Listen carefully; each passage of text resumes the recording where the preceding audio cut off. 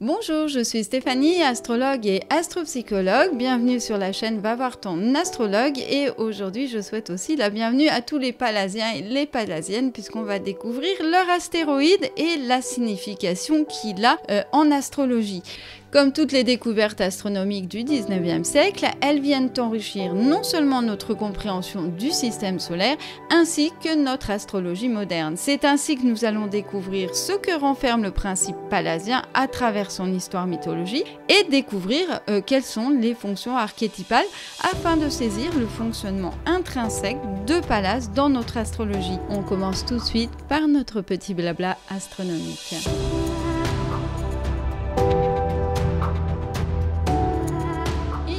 Wilhelm Olbers, ça vous dit quelque chose?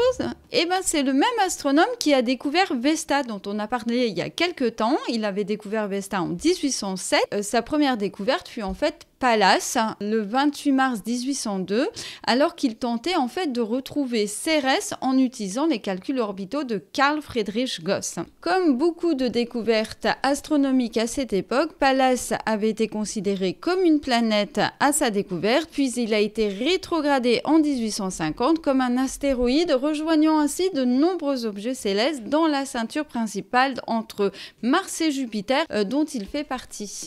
Avec un diamètre d'environ 512 km, Pallas représente une part notable, soit environ 7% de la masse totale de la ceinture d'astéroïdes. Il suit une orbite autour du Soleil à une distance moyenne de 414 millions de kilomètres, nécessitant environ 4,6 années terrestres pour compléter un cycle, une période similaire donc à celle de Cérès, comme on l'a vu la dernière fois, avec une rotation sur elle-même en 7,48 heures. Ce qui distingue particulièrement Pallas, c'est sa composition riche en silicates hydratés et en métaux. Son albédo relativement faible indique une surface sombre qui absorbe plus de lumière qu'elle n'en réfléchit, suggérant une différenciation interne. Cette caractéristique révèle la possibilité d'un noyau métallique distinct de la croûte silicatée, apportant des indices précieux sur sa structure interne et son histoire évolutive. Donc pour la petite histoire, je crois que c'est à la fin du 18e, début du 19e, les astronomes étaient vraiment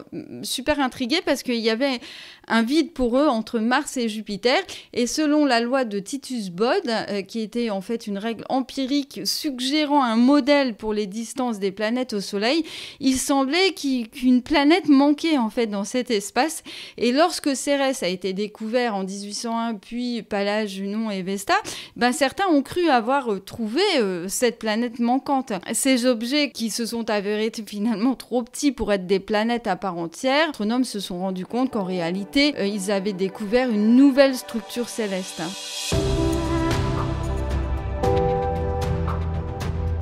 C'est vraiment un symbole de médiation. Comme le voulait la tradition de l'époque, les astronomes ont nommé les astéroïdes d'après les divinités mythologiques. Ainsi, Pallas tire son nom de la déesse grecque Athéna. Dans la mythologie, elle est vénérée comme l'incarnation de la sagesse et de la stratégie, ce qui en fait un choix finalement approprié pour cette découverte. Le symbole associé à Pallas rend un hommage évocateur à ses attributs symboliques, notamment la lance et le bouclier. En combinant la croix de la lance avec le losange du bouclier, le symbole équilibre habilement deux formes en apparence complètement opposées, et ça crée une certaine unité. Le losange vu comme un carré allongé évoque un espace défini, soulignant une dualité entre l'intérieur et l'extérieur. Il symbolise ainsi une forme d'équilibre et d'intériorité accentuée par la présence de la croix qui relie chaque coin, créant une harmonie entre l'horizontal et le vertical, entre l'immanence et la transcendance. Cette configuration devient dynamique, s'éloignant de la platitude du carré pour introduire une dimension supplémentaire.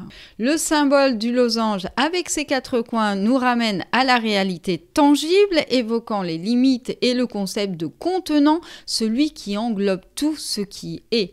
Il représente l'organisation, l'équilibre et la perfection, en harmonie avec les 4 éléments primordiaux, c'est-à-dire l'air, l'eau, la terre et la lumière, les 4 cycles majeurs de la nature et les 4 phases lunaires. Cette image met en avant un principe d'opposition et d'équivalence, nous encourageant à naviguer dans le monde matériel avec une sensibilité équilibrée pour atteindre notre plein potentiel. La croix formant le socle du losange représente également un équilibre directionnel, établissant une connexion entre l'ancrage terrestre et l'élévation spirituelle. L'interaction de ces 2 symboles, unis par la force indissociable du chiffre 4, illustre un équilibre parfait entre la vaste étendue de l'horizon et la verticalité. C'est ainsi qu'ensemble, ils représentent une dualité entre l'expansion et la stabilité, reflétée dans les 8 points d'une étoile,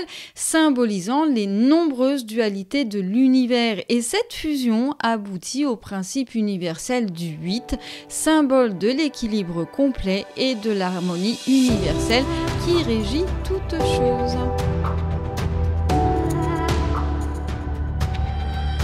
Mais comment ça? Il a avalé Métis? Eh oui, Zeus est très étonnant. Athéna est le fruit du premier mariage de Zeus avec une océanide dénommée Métis. Alors qu'elle est enceinte, Zeus reçoit une prédiction de Gaïa annonçant que le fils de Métis sera amené à le détrôner. En apprenant cela, Zeus, qui avait lui-même renversé son père Cronos pour prendre le contrôle de l'Olympe, décide d'avaler Métis alors qu'elle était enceinte d'Athéna, espérant ainsi éviter la réalisation de la prophétie. Ben voyons. Mais Athéna, même dans le ventre de son père, continue de grandir. Souffrant de terribles maux de tête, Zeus demande à Héphaïstos de lui fendre le crâne avec une hache et de son crâne jaillit Athéna, armurée et armée, poussant un cri de guerrière déjà adulte et prête pour le combat. C'est pas beau ça? Ce moment symbolise la nature divine d'Athéna et sa puissance innée. C'est ainsi qu'elle est devenue l'une des divinités les plus vénérées de l'Olympe, représentant la sagesse, la stratégie militaire et la protection des héros et des villes, notamment celle d'Athènes qui porte son nom. Athéna est intimement liée à cette ville qu'elle a choisi de protéger et selon le mythe, elle a rivalisé avec Poséidon pour le patronage de la ville, alors que Poséidon offrait un cheval symbole de force militaire. Athéna fit pousser le premier olivier symbolisant la paix et la prospérité. Les Athéniens ont ainsi choisi l'olivier et avec lui Athéna comme leur protectrice. Soulignons qu'Athéna fait partie des 3 déesses vierges de l'Olympe avec Artémis et Hestia.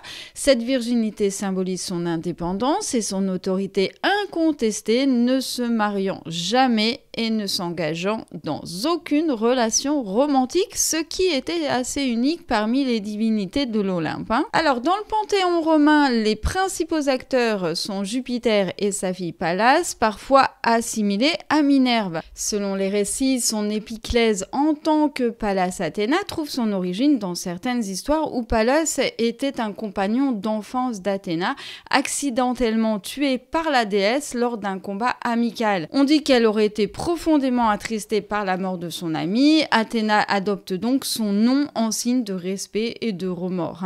Ainsi, Pallas Athéna et Minerve se réfèrent à la même déesse vénérée tant dans la Grèce antique que dans la Rome antique, bien que sous les noms différents et dans des contextes culturels légèrement variés. On va terminer par les attributs de Pallas qui allient grâce et féminité à la puissance guerrière et elle est souvent représentée avec une chouette symbolisant sa sagesse ainsi qu'un rameau d'olivier qu'elle offre en guise de paix et de prospérité. Ces attributs reflètent les différents aspects de la divinité qui sont la sagesse, la stratégie et la paix.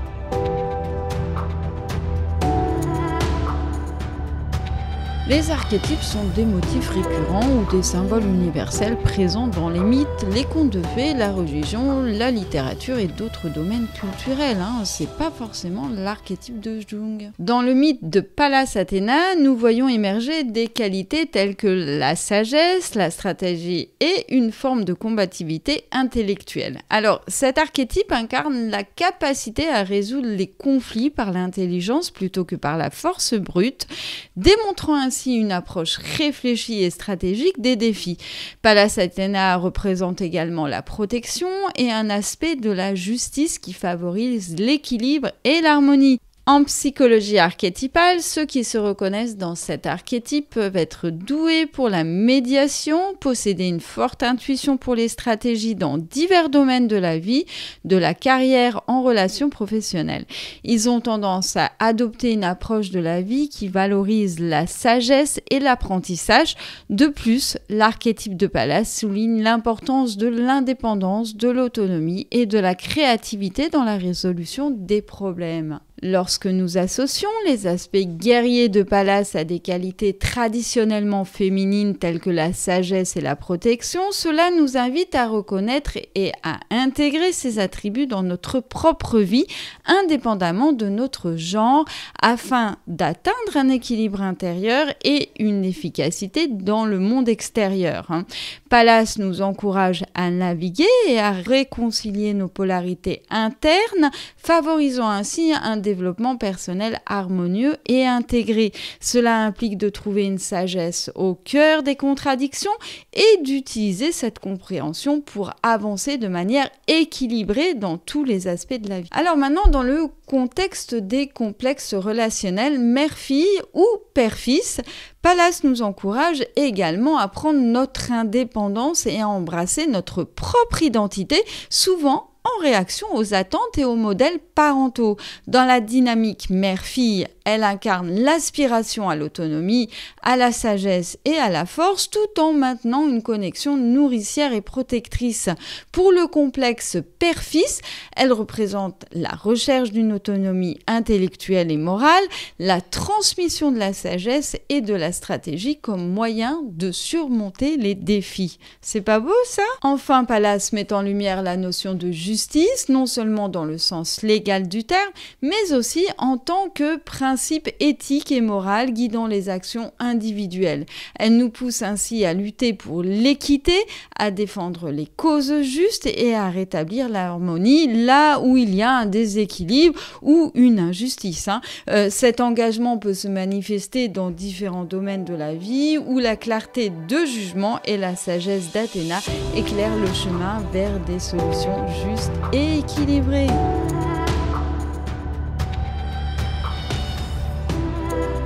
Et nous voici rendus dans notre dernière partie qui est la symbolique astrologique.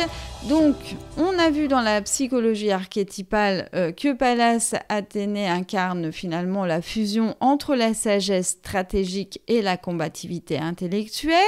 Elle symbolise la capacité à transcender les conflits grâce à la perspicacité et l'intelligence.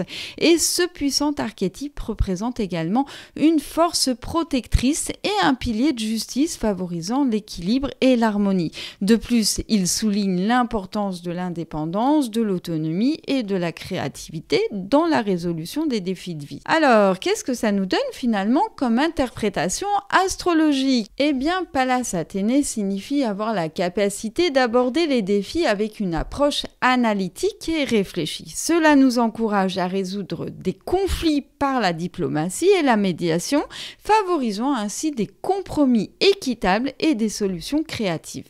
De plus, être pallasien ou pallasienne met en lumière l'importance de l'intuition et de l'approche holistique dans les soins de santé et le bien-être. Cela peut signifier posséder des talents dans des pratiques de guérison qui intègrent le corps et l'esprit, comme l'acupuncture, l'aromathérapie, la naturopathie, l'homéopathie, la réflexologie, le yoga, le tai chi, l'ostéopathie et bien d'autres. Bon, voilà, j'ai fini.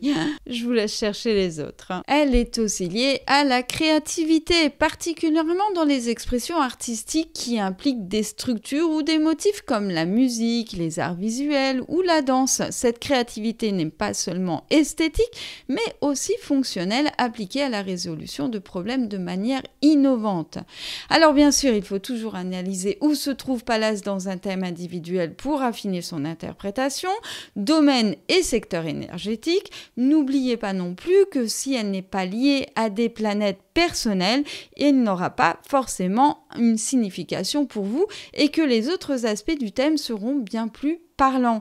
Les relations de conjonction, d'opposition, de carré, de trigone ou tout autre lien aux planètes personnelles sont bien évidemment colorées de l'énergétique que je viens de vous évoquer. En conclusion, incarner les valeurs paladiennes repose sur la fusion stratégique des principes d'opposition abordés avec sagesse, diplomatie et perspicacité. C'est la force tranquille par laquelle naît la guérison et l'équilibre entre la force et la sensibilité. Et voilà qui conclut notre épisode sur Palage. J'espère que vous aurez pu saisir toute la finesse de cet archétype particulièrement riche et que vous pourrez vous l'approprier dans votre interprétation personnelle. Pour ma part, j'ai été ravie de passer ce moment avec vous et j'espère que ce plaisir aura été partagé. Si tel est le cas, n'hésitez pas à me mettre un like, dans le cas contraire un dislike en l'accompagnant d'un commentaire constructif et bienveillant afin que je puisse m'améliorer dans mes prochaines vidéos. La semaine prochaine, nous parlerons de Chiron, ce qui promet d'être évidemment très passionnant. Alors n'hésitez pas à vous abonner à ma chaîne ou à mon blog, d'activer la cloche afin d'être tenu informé de mes dernières parutions. Tout le contenu de cette vidéo, je vous rappelle, sera posté sur le blog afin que vous puissiez retrouver toutes les informations. En attendant, n'oubliez pas d'œuvrer pour la résolution créative de problèmes afin d'harmoniser et d'intégrer vos contradictions avec vous-même et dans le monde. À très vite sur Va voir ton astrologue.